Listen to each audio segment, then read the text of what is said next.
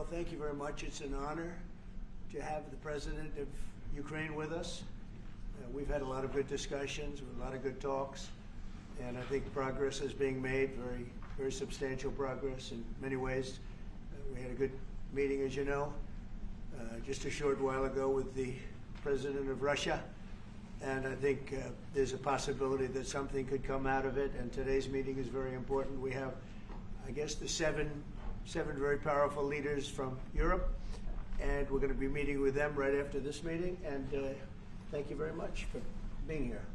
Thank you so much, Mr. President. If I can, first of all, thank Please. you for invitation, and thank you very much for your efforts, personal efforts to stop killings and stop this war. Thank you, and using this opportunity, many thanks to your wife, First Lady of the United States. She sent a letter to Putin about our children, abducted children, and my wife, she, First Lady of Ukraine, she gave the letter.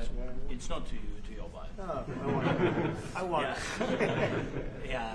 So we are saying this sensitive topic, yes, please. And thanks to our partners, and that you supported this format, that after our meeting we can have leaders who are around us, UK and France, Germany, Italy, Finland, EU, NATO, I mean all partners around Ukraine supporting us. Thanks to them, and thank you very much for invitation. Thank you very much for being here. President Trump. Right.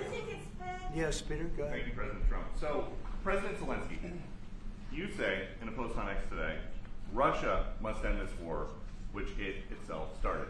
President Trump, you say President Zelensky of Ukraine can end the war with Russia almost immediately if he wants to. Which is it?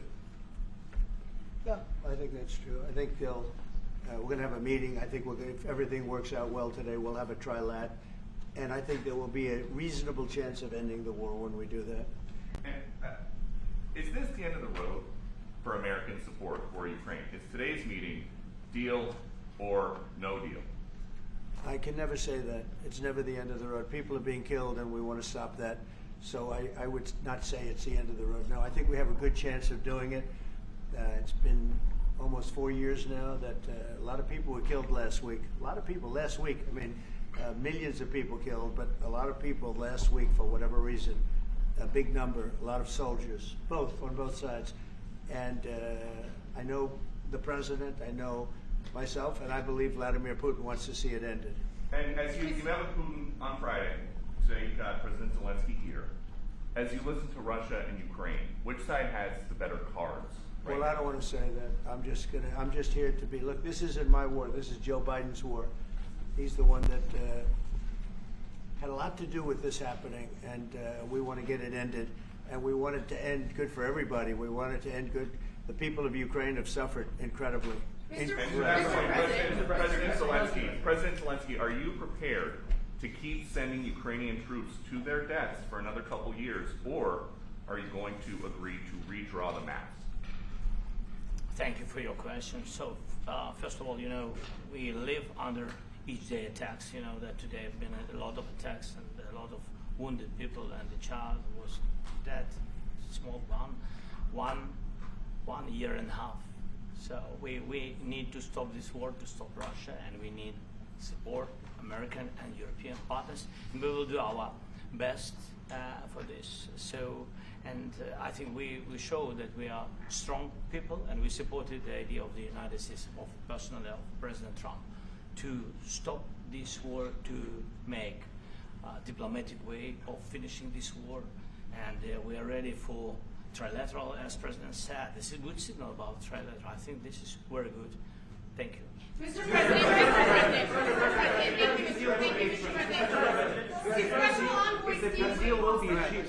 if the peace deal will be achieved, are you going to be willing to send American peacekeepers to Ukraine? Well, we're going to work with Ukraine. We're going to work with everybody, and we're going to make sure that if there's peace, the peace is going to stay long term. This is very long term. We're not talking about a 2-year peace and then we end up in this mess again. We're going to make sure that everything's good. We'll work with Russia. We're going to work with Ukraine, and we're going to make sure it works. And I think if we can get to peace, it's going to work. I have no doubt about it. When your team is talking about Your team has talked about security guarantees. Could that involve U.S. troops? Would you rule that out in the future? We'll let you know that maybe later today. We're meeting with 7 great leaders of great countries also, and we'll be talking about that. They'll all be involved, but there'll be a lot of help when it comes to security. There's going to be a lot of help. It's going to be good. They are first line of defense because they're there. They're Europe, but we're going to help them out also. We'll be involved. Yes. Vladimir Putin mentioned that the war will not end without addressing the root causes of this war. Have you had an understanding what are the root causes of this war? Well, look, the war is going to end. When it ends, I can't tell you, but the war is going to end, and this gentleman wants it to end, and Vladimir Putin wants it to end. I think the whole world is tired of it, and we're going to get it ended. It was, I've done 6 wars. I've ended 6 wars, and I thought this maybe would be the easiest one, and it's not the easiest one. It's a tough one. A lot of reasons for it. And they'll be talking about it for a long time, but they'll be talking about the others. Look, India, Pakistan, we're talking about the big places. When you look at, you just take a look at some of these wars. You go to Africa and take a look at that. Rwanda and the Congo, Republic of the Congo. That's been going on for 31 years. And so we've done a total of 6, and we really have 6, not including the fact that we obliterated, and it turned out to be a total obliteration, the nuclear, as you said, the future nuclear capability of Iran. And this one, I think we're going to get solved also. I feel confident we're going to get it solved. Like guarantees or like special envoy put forward? Thanks, Mr. President. Can you tell us about your conversations with European leaders and what they need to see to support an end to the war? Yeah, well, we're going to be meeting with a great representative group and 7 very powerful, very big countries and great people, all friends of mine and friends of yours. And we're going to have some suggestions made. They want to see peace. They would like to see peace. Where did Russia? Go ahead, please. In the red.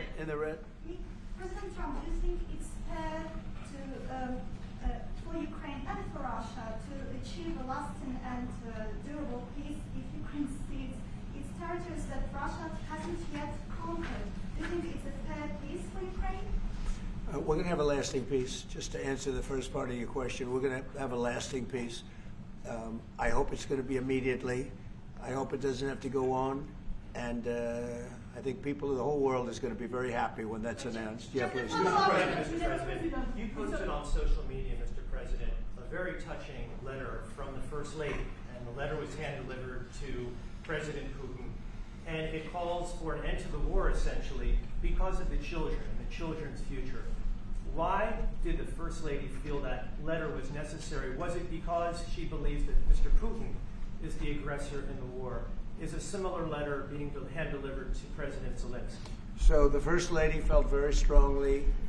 She's watched the same thing that you watch and that I watch. I see things that you don't get to see, and it's horrible.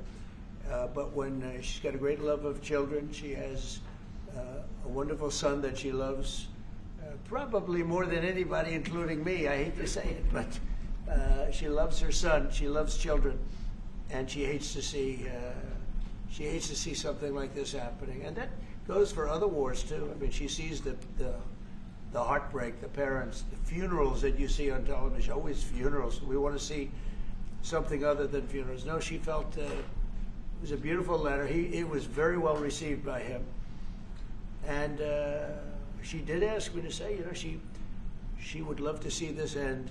She would love to see it end, and she says it very openly, very proudly, and with great sorrow because so many people have been killed. Mr. President, last week, Brian, go ahead, Brian. Yes, sir. I've got a question for each of you. Yes. First of all, President Zelensky, you look fabulous in that suit. I said the same thing. You look good. I said the same thing. Yeah. Isn't that nice? That's the one that attacked you last time. See, now he's. I remember that. I love it. You look wonderful. No, my first question for you, President But you Zelensky. are in the same suit. I You see, I changed, you are not. Maybe yours is much better. Please. Real quickly, upon peace, God willing we get peace, are you open to holding an election in your country? Yes, of course. We are open for election, yes. We have to do safety circumstances.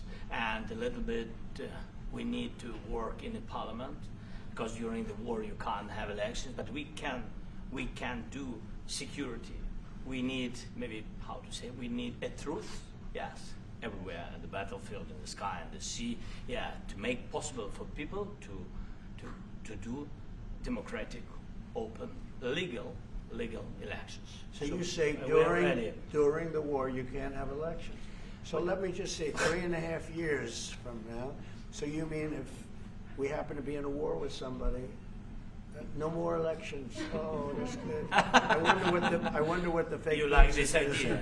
No, this is No. Speaking of news, I got a question for you. This sounds insane for me even to ask this. But do you think the American media really doesn't even want a peace deal? Because they've been so critical of you every step of the way as you lead the charge for peace. It's an amazing phenomenon. I said that if in the settlement you got Moscow, St. Petersburg, and thousands of miles around them, they would say, I made a bad deal. The level of hatred and animosity is incredible. Not with all. I mean, we have great people up here. We also have terrible people up there that I think are told what to say. But, in solving all of these wars, they don't even write about it. I saw major wars. I saw wars that have been going on for 31, 35, and 37, and a couple of quicker ones.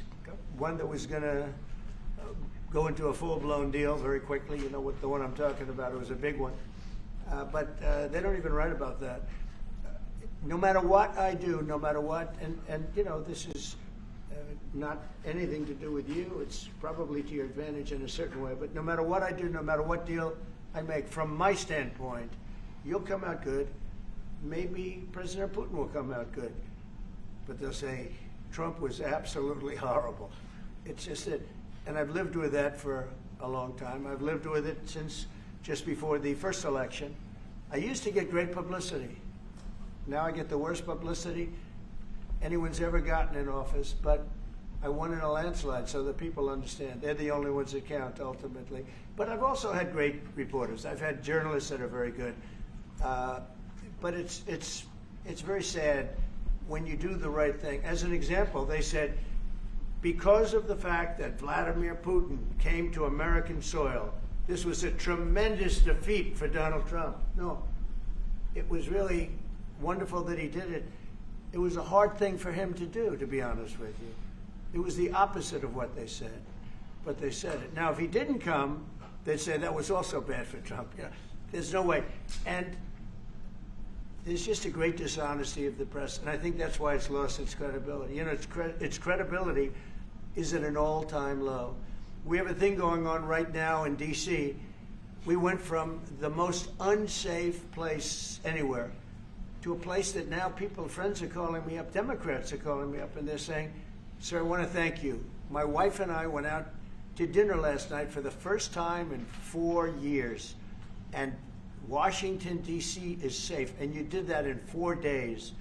I'll tell you, it's safe. I had another friend of mine, he has a son who's a great golfer, he's on tour, and he came in fourth yesterday in the big tournament where Scotty Scheffler made the great shot, and he said his son is going to dinner in Washington, D.C. tonight. I said, would you have allowed that to happen a year ago? He said, no way, no way. He said, what you've done is incredible.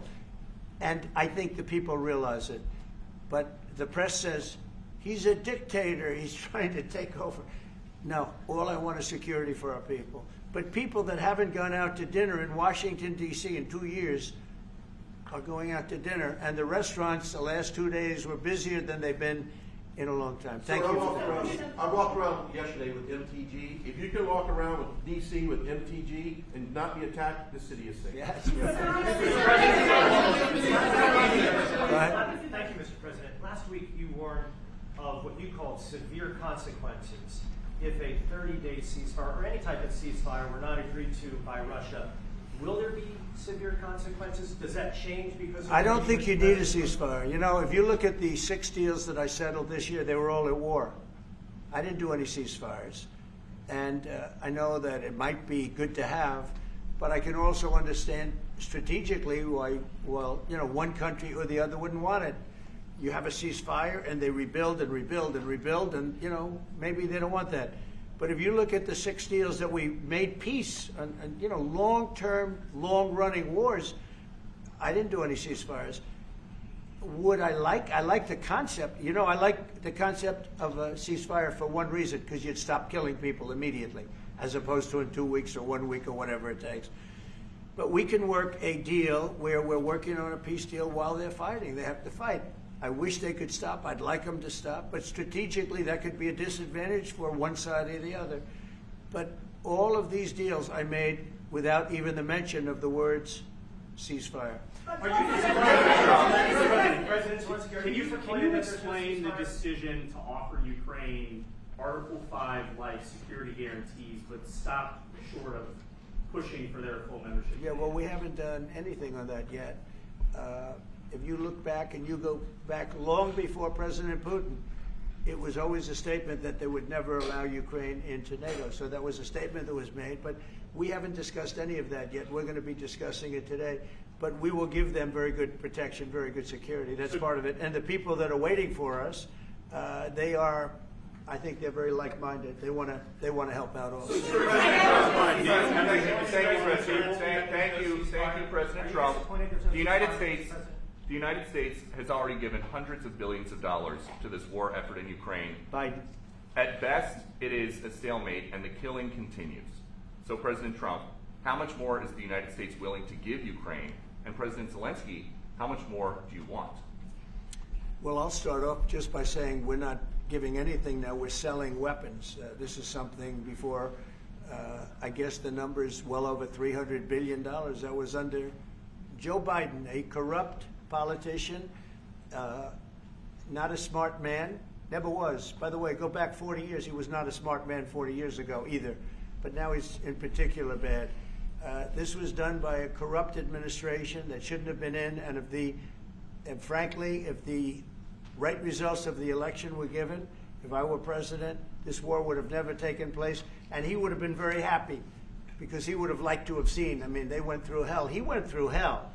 This war would have never happened, and the people that were killed, a couple of million people, a lot of people with soldiers and everything else, and the people that have been displaced and forced into other areas and other countries because of what's happened, none of that would have happened. And I'm just saying that he was a horrible president, whether it was the borders or this. He was just a horrible, corrupt president. Mr. President, You want to answer? I can. Thank you so much. So first of all, we have possibility now to buy weapon from the United States. We are thankful for this program and this opportunity. We are thankful for Europe. They pay for this. And through NATO program for Atomic Pearl and etc., we have some programs where we can have some money to finance this. And this is a part, I think, it's not a part for the war and to defend us. It also will be a part for security guarantees, to strengthen our army, to rearm Ukrainian army. This is very, very important.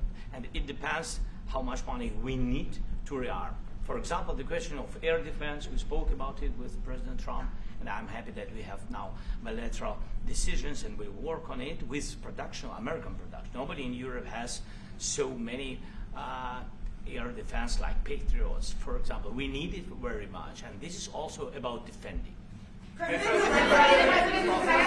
I think, you know, I think the good news, we make the best military equipment in the world by far. You mentioned the Patriots. How good are they? Systems. We have systems, they're literally 100% foolproof. And it's really like shooting 2 bullets, you know, 2 bullets hitting each other in the air in a space like this. The chance is 100%. It's 99 to 100%.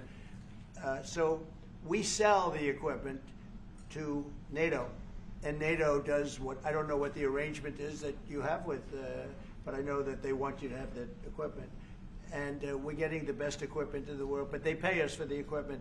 Under Biden, it was just crazy what was going on. I believe the number is over 300. I think it could be $350 billion worth of equipment and money and everything else. And we've made more progress in settling this war in the last 2 months than they made in 4 years. This should have been settled a long time ago, but it should have never happened. Yeah, please. You pushed out on social media. Brian, go first. You pushed out on social media about doing away with mail-in ballots and potentially electronic voting machines. Can you explain on that? How? Well, that's a very off topic, just really quickly. Mail-in ballots are corrupt. Mail-in ballots, you can never have a real democracy with mail-in ballots. And we, as a Republican Party, are going to do everything possible that we get rid of mail-in ballots. We're going to start with an executive order that's being written right now by the best lawyers in the country to end mail-in ballots because they're corrupt. And you know that we're the only country in the world, I believe, I may be wrong, but just about the only country in the world that uses them because of what's happened. Massive fraud all over the place. The other thing we want change are the machines.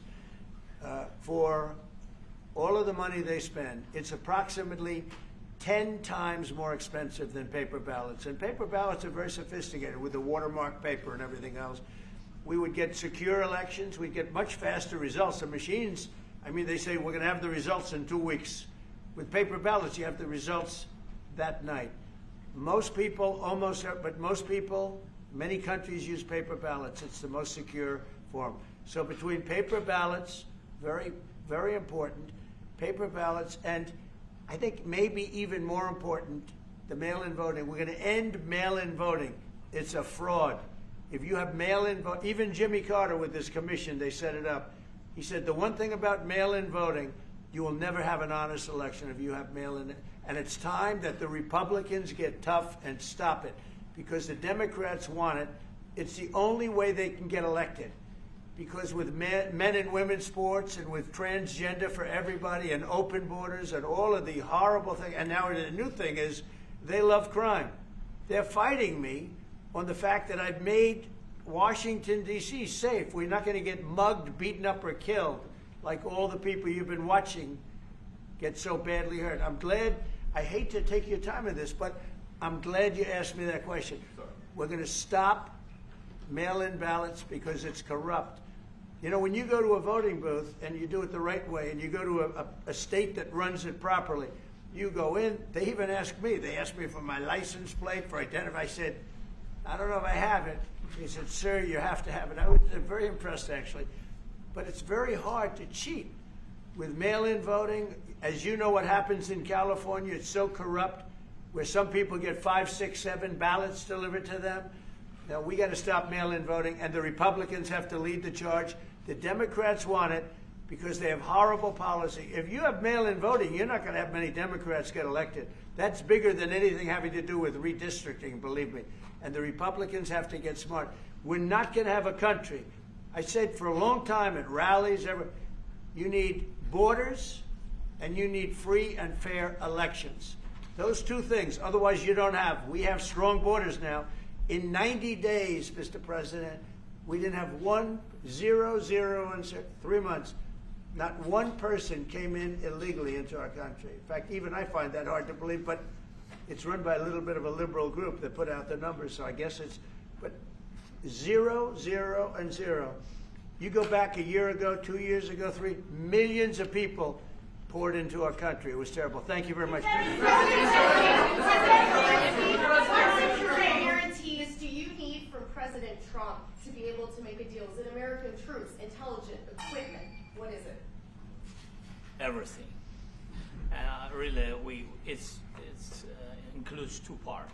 First, strong Ukrainian army. That's what I began to discuss with your colleagues. And it's a lot about weapon and then people and training missions and intelligence. And second, we will discuss with our partners. It depends on the big countries, on the United States, on a lot of our friends. Mr. President, are you willing to commit American troops to that NATO-like protection in order to get President Zelensky to a deal today? Well, I don't know if you define it that way, but NATO-like, I mean, we have people waiting in another room right now. They're all here from Europe, biggest people in Europe, and they want to give protection. They feel very strongly about it, and we'll help them out with that. I think it's very important. I think it's very important to get the deal done. Please go ahead. You've been involved to the peacekeeping in Ukraine since your first day in the administration. What would you say to the Ukrainian people right now who are suffering under the Russian attacks and hoping that the American people will stand with them? Well, I know Ukrainian people. I've known many over the years. They're great people. They're smart. They're energetic. They love their country. I mean, they love their country, and we want to get this war ended. That's all I can do. I love the Ukrainian people, but I love all people. I love the Russian people. I love them all. I want to get the war stopped. Very important. Was there any aspect of your discussion with Vladimir Putin that left you disappointed? Look, we just spoke to, I was just telling the president, I just spoke to President Putin indirectly, and we're going to have a phone call right after these meetings today. And we may or may not have a trilat. If we don't have a trilat, then the fighting continues.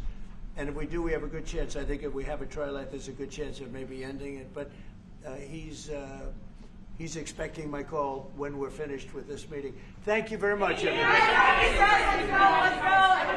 Thank you.